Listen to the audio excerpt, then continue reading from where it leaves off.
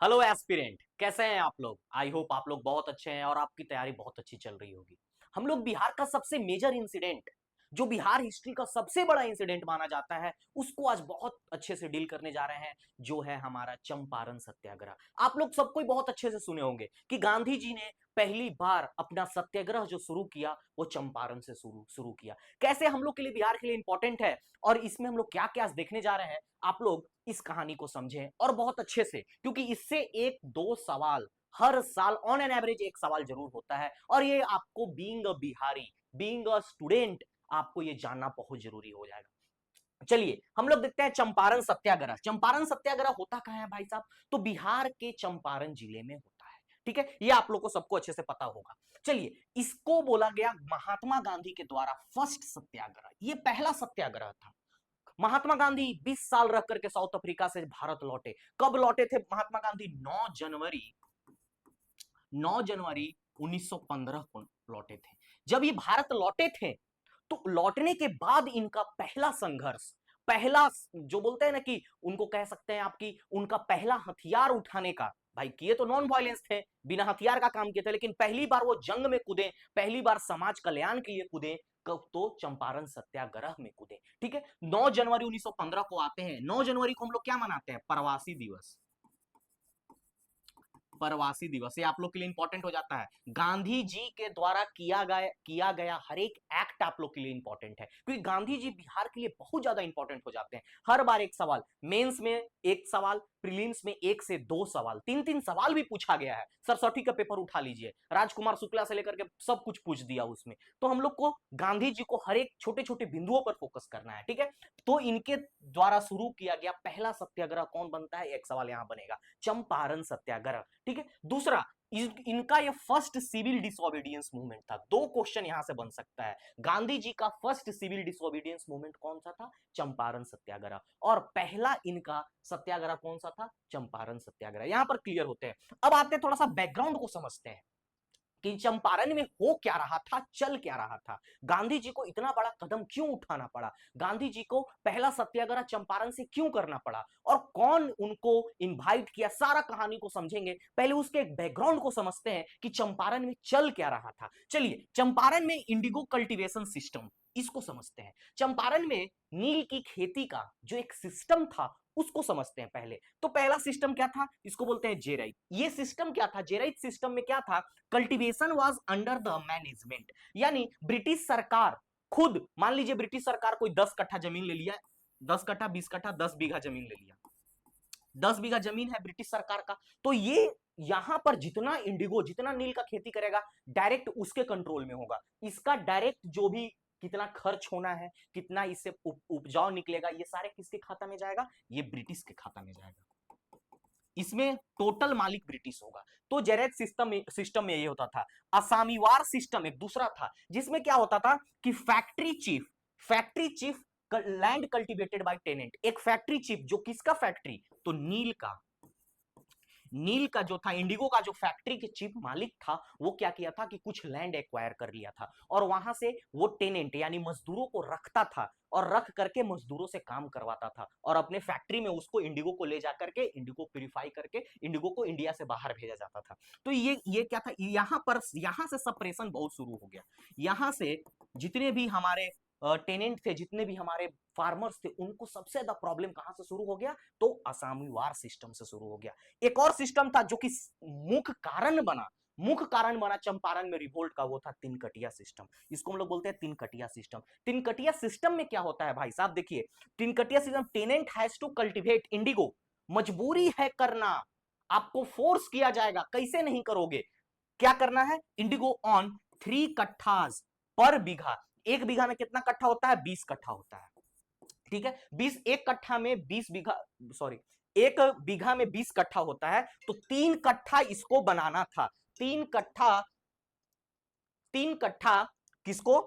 किसान को मजबूरी था, यानी किसान जो थे वो कंपेल्ड थे कि हमको 3 कट्ठा पे हमको ये इंडिगो उगाना ही उगाना है, यानी एक बीघा में 3 कट्ठा पे हमको इंडिगो खेती करना मजबूरी था। ऐसा रूल था, ऐसा ऑर्डर था। ये, इससे सबसे ज्यादा लोग परेशान थे। ये तो कहीं कहीं कहीं ठीक था, असामीवार सिस्टम तो कहीं कहीं ठीक था, कि चलिए मजबूरी है, करना है, टेनेंट है, पैसा मिल रहा है। लेकिन इसमें क्या होता कि मजबूरी होता था, 3 कट्ठा करना ही करना है आपको, कुछ और करने का मन है आप नहीं कर सकते हैं। तो यही सबसे बड़ा कारण बन गया चंपारण में रिवोल्ट का। लोग परेशान हो गए, लोग बिलबिला रहे थे, लोग चाहते थे कि हम अनाज उगाएं, चावल उगाएं, गेहूं उगाएं, लेकिन नहीं उगा पाते थे क्योंकि वो कंपेल्ड थे ब्रिटिश सरकार के द्वारा और ऐसे ऐसे फैक्ट्री ओनर्स के द्वारा। तो ये सबसे ज्यादा। और पीजेंट का सफरिंग क्या था, पीजेंट को परेशानी क्या क्या हो रहा था तीन कटिया सिस्टम के आने से, उस बात को समझते हैं। दे वे आर नॉट पेड फेयरली, उनको पेड फेयरली नहीं मिल रहा था।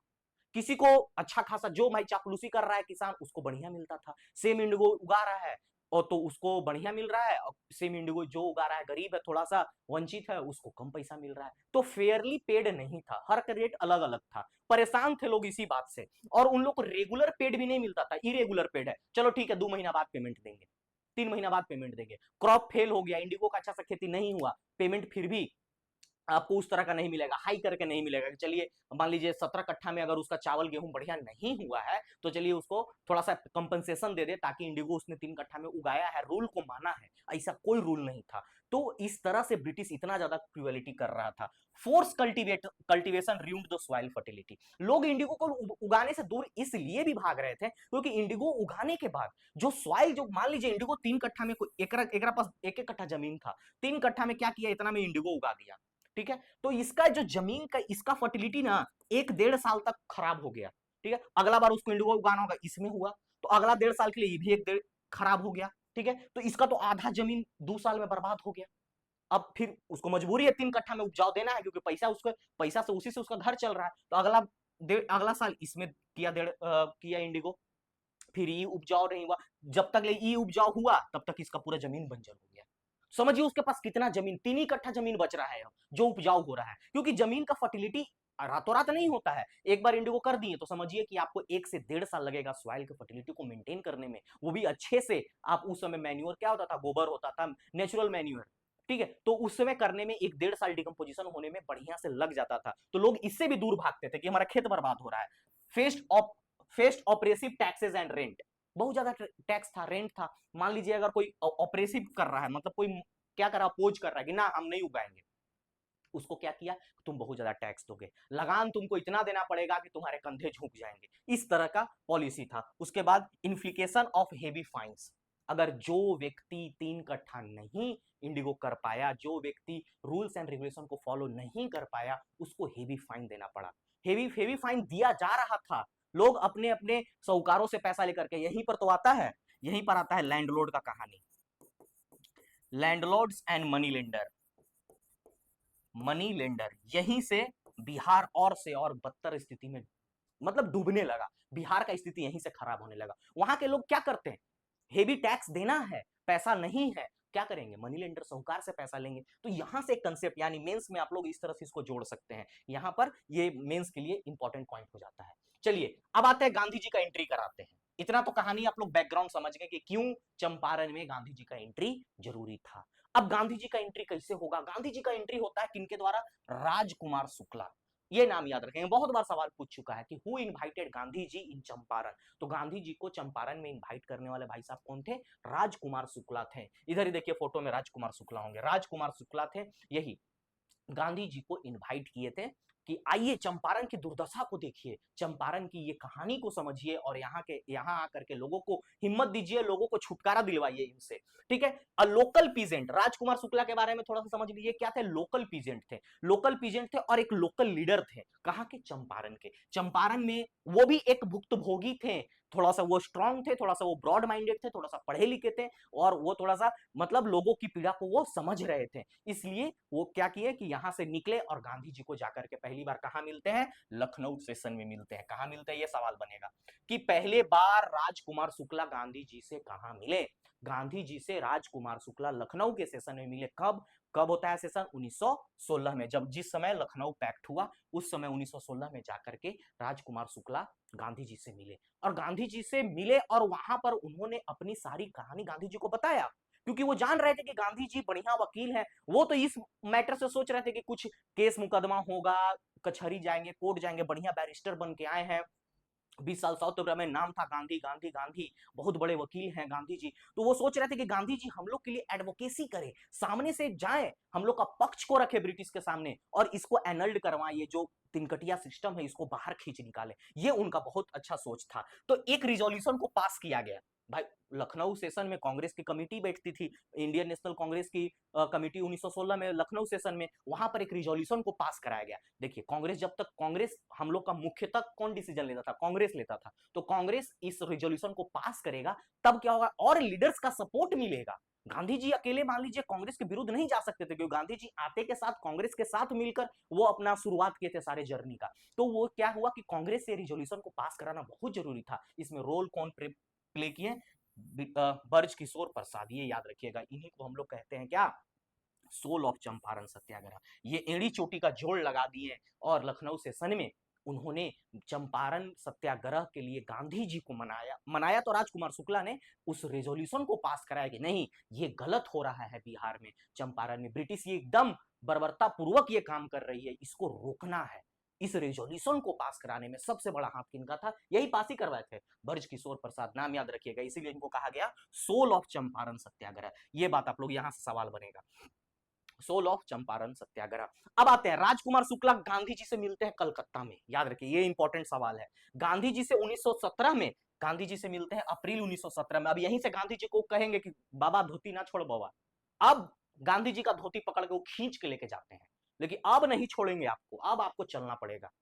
16 में आपसे हम बहुत विनती किए, आप बोलेगे ठीक है ठीक है ठीक है, अभी समस्या पास उस करवा लिए, अब आपका धोती नहीं छोड़ेंगे, आपको आप साथे साथे बांध के इसे और आपका लाठी उठा के चलना होगा आपको। तो राजकुमार शुक्ला गांधी जी से मिलते हैं, कहां मिलते हैं, कलकत्ता में मिलते हैं अप्रैल 1917 में। कहां मिलते हैं, किनके घर पे मिलते हैं, रेसिडेंस ऑफ किनके घर पे मिलते हैं, भूपेंद्र नाथ बसु। ये क्वेश्चन आने वाला है, ये इंपॉर्टेंट क्वेश्चन है कि गांधी जी राजकुमार शुक्ला से कलकत्ता में मिलते हैं तो वो किनका निवास था, उनका निवास था भूपेंद्र नाथ बसु का निवास था। इन्हीं के निवास पर कौन मिलते हैं, राजकुमार शुक्ला जाकर गांधी जी से मिलते हैं अप्रैल में, मिलते हैं और नेक्स्ट डे कहते हैं कि चलिए अब कहानी बहुत हो गया, अब 9 अप्रैल को ट्रेन पकड़िए। अब 8 अप्रैल को ट्रेन पकड़ते हैं और 9 अप्रैल को, ये सीक्वेंस को याद रखिएगा। ये सीक्वेंस को इसलिए याद कराया जा रहा है क्योंकि अब बोलिएगा सर आप याद क्यों करवा रहे हैं भाई साहब, आप रटने क्यों बोल रहे हैं, क्योंकि डेट पूछता है, इंसिडेंट से डेट पूछ देगा, आपको डेट पूछ देगा एलिमिनेशन में। यूपीएससी अब डेट पूछ दे रहा है,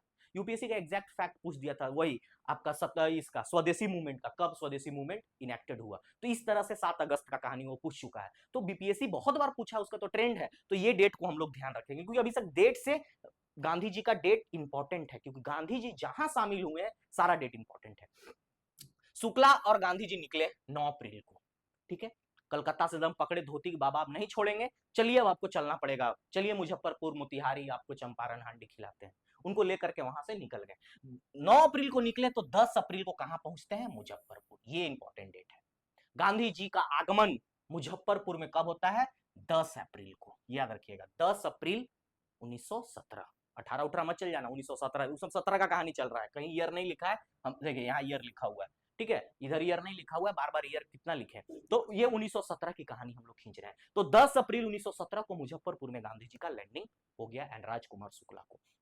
10 अप्रैल को जब ये होता है, लॉन्चिंग होता है, तो लॉन्चिंग होने के बाद भाई इतना हामस था, महात्मा गांधी राजकुमार शुक्ला। तो राजकुमार शुक्ला और महात्मा गांधी जितने भी दोनों कोई आए थे तो उनको वेलकम करने के लिए जेजे कॉलेज के स्टूडेंट, याद रखिएगा, जेजे कॉलेज के स्टूडेंट और आचार्य कृपलानी साहब दोनों हो गए, आचार्य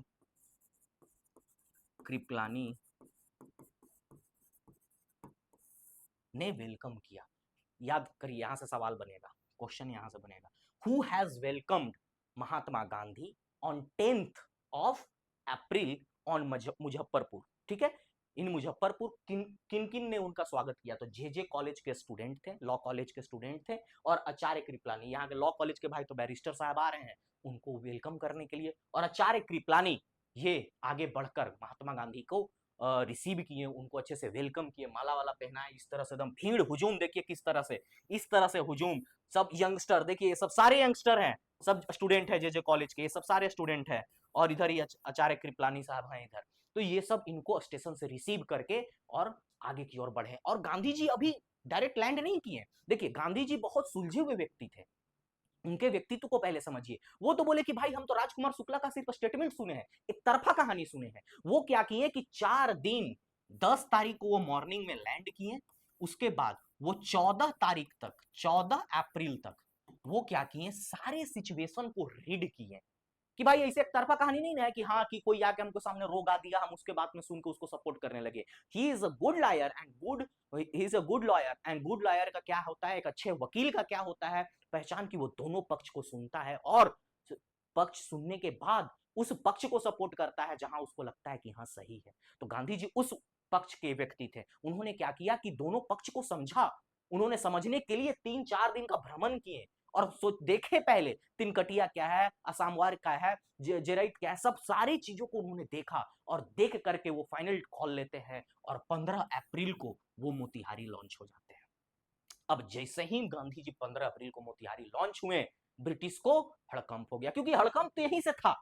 10 से 14 के बीच में ही गांधी जी पूरा रिसर्च कर रहे हैं, रिसर्च पेपर, रिसर्च मेथोडोलॉजी लिखित हो एकदम पूरा, एकदम कागज कलम लेकर के एकदम पूरा एकदम सबसे स्टेटमेंट ले रहे हैं, घरे घरे जाकर के क्या स्थिति है, क्या आप लोग फेस करते हैं, सच्चाई है कि नहीं। तो यहाँ पर हड़कंप मच गया। और यहाँ पर जो हड़कंप मचा उसके बाद 18 अप्रैल को गांधी जी को केस, इनके ऊपर केस दर्ज कर दिया गया कि लोगों को भड़का रहे हैं और ये लॉ एंड ऑर्डर को फॉलो नहीं कर रहे, इनके वजह से लॉ एंड ऑर्डर की स्थिति खराब है। ये इनके ऊपर केस हो गया 18 अप्रैल को। अब सोचिए लोगों के अंदर कितना हुजूम, इस तरह से जितने भी लोग थे सब एकदम बेकाबू हो गए, क्योंकि एक आदमी जो अपनी हिम्मत करके अपने बदौलत लड़ रहा है उसके ऊपर केस कर दिया। ये इंपॉर्टेंट है कि कब गांधी जी के ऊपर केस हुआ था, तो गांधी जी के ऊपर केस हुआ था 18 अप्रैल 1917 को, और 2 दिन बाद उसको केस को वापस लेना पड़ गया। 20 अप्रैल को केस को वापस विड्रॉ करना पड़ा ब्रिटिश सरकार को। नहीं करता तो लोगों की इतनी ज्यादा भीड़ जमा हो रहा था गांधी जी के सपोर्ट में। भाई गांधी जी को बस केस हुआ, गांधी जी को एंट्री बैन किया था यहां पर, जब 15 अप्रैल को हुए थे तो गांधी जी को मना किया था कि आप रोड मार्च नहीं कर सकते हैं, आप लोगों से नहीं मिली, आप जो काम 4 दिन से पीछे करके आ रहे हैं वो काम आप नहीं कर सकते, क्योंकि ब्रिटिश को एहसास हो गया था कि he is a real man, he has a real power, इनके पास एक अच्छा पावर है, ये लोगों को सही मार्ग में ले जा रहे हैं, सही बात बता रहे हैं। इसलिए लोग इनको, ये ब्रिटिश इनको विरोध कर रहा था, विरोध कर रहा था। तो जब ये इनके ऊपर केस को विड्रॉ कर गया तो ब्रिटिशर्स को लगा, ब्रिटिशर्स में भाई इंटेलेक्चुअल्स बैठे हुए हैं, उनको भी लगा कि भाई इसके ऊपर एक कमेटी, एक जांच किया जाए कि हाँ क्या दिक्कत है, सही में है कि नहीं है, ब्रिटिश का सही में बर्बरता हो रहा है कि नहीं। तो इसी जांच को, इसी इसी इसी कांड को जांच करने के लिए इंक्वायरी कमेटी बनाया गया। एक इंक्वायरी कमेटी बनाया गया, उसको बोला गया एग्रीगेरियन कमेटी। ठीक है, एग्रीगेरियन कमेटी बोला गया, जो कि step taken by lieutenant governor. ये कौन लिया भाई step? Lieutenant governor sir Edward Gait. Question है भाई, sir Edward Gait who was the lieutenant governor during the Champaran movement, और किसने चंपारण एग्रीगेरियन कमेटी के लिए वो जो रिपोर्ट तैयार किया, किन्होंने किया? Sir Edward Gait. इन्होंने एग्रीगेरियन कमेटी को लाने के लिए किया, ये स्टेप लिए, ये रिपोर्ट को आगे ले गए कि नहीं ये होना चाहिए, इसके ऊपर रिपोर्ट बनना चाहिए। देखिए चंपारण एग्रीगेरियन बिल को प्रेजेंट किया गया कहां? लेजिस्लेटिव काउंसिल ऑन नवंबर 29 नवंबर 1917।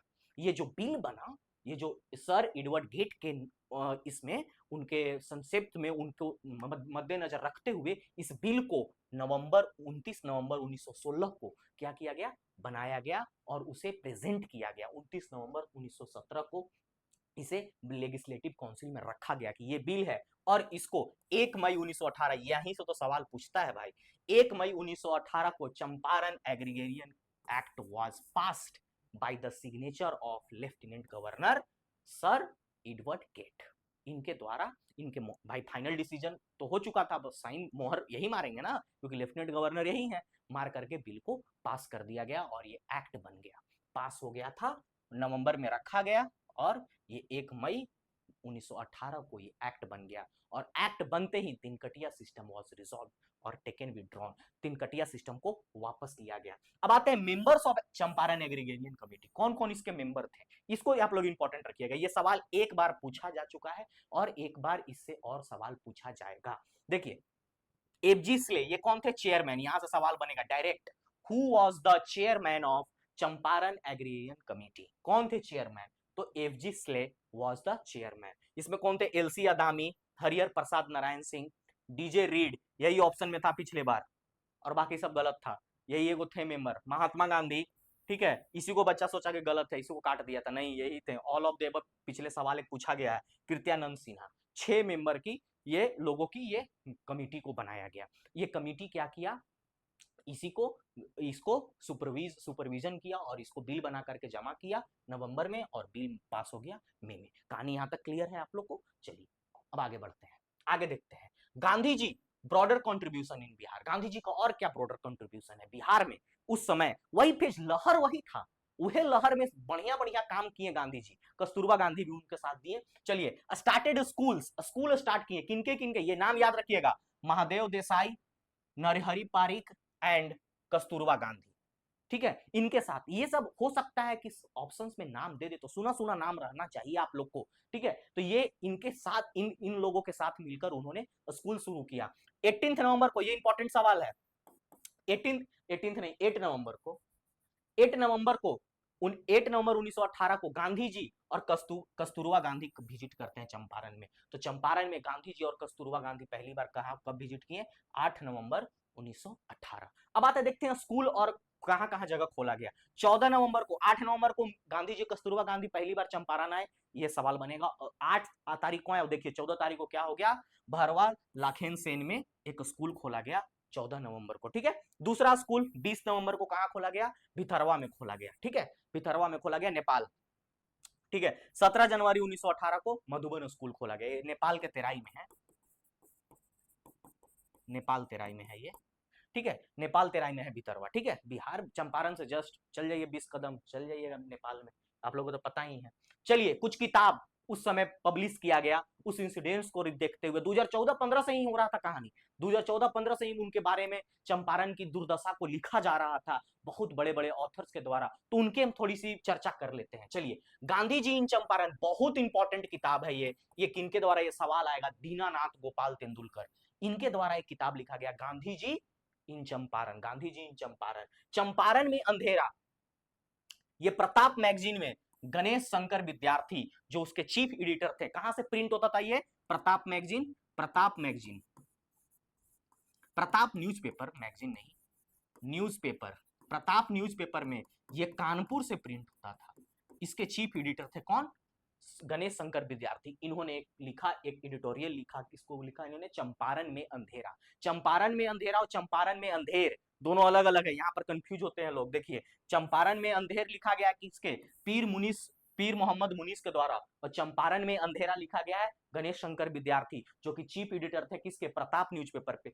ये भी प्रताप न्यूज़पेपर में लिखते थे, ठीक है, प्रताप में लिखते थे, और ये 14 जनवरी 1915 में ये रिलीज किया गया था, ये आपको चंपारण में अंधेरा, ठीक है। दूसरा देखिए, चंपारण की दुर्दशा और चंपारण में अंधेर, ये किसके द्वारा लिखा गया? पीर मोहम्मद मुनीस। ये क्या थे? ये भी एक अच्छे पत्रकार थे, एक अच्छे जर्नलिस्ट थे, जो कहा किस में लिखते थे? ये भी प्रताप में, प्रताप में लिखते थे, ठीक है, ये भी प्रताप में लिखते थे। लेकिन ये अपना नाम से नहीं लिखते थे कि रिटेन बाय इधर, जैसे कि पीर मोहम्मद मुनीस, नहीं, वो क्या क्या लिखते थे नाम से? दुखी, दुखी आत्मा, दुखी हृदय, इन प्रताप न्यूज़पेपर, प्रताप न्यूज़पेपर में लिखते थे, लेकिन पेन नाम से, अपना ओरिजिनल नाम से नहीं लिखते थे। दुखी आत्मा, दुखी हृदय, एकदम करेजा एकदम टूटल है उस तरह का लिखते थे, दुखी आत्मा, दुखी हृदय, और दुखी मतलब दिन दुखी, क्योंकि भाई कोई नजर डालो इनके ऊपर, चंपारण की दुर्दशा पे, चंपारण में अंधेर है, इस तरह की ये न्यूज़पेपर। तो ये आप लोग के लिए बहुत इंपॉर्टेंट हो जाता है बिहार को लेकर के खास करके,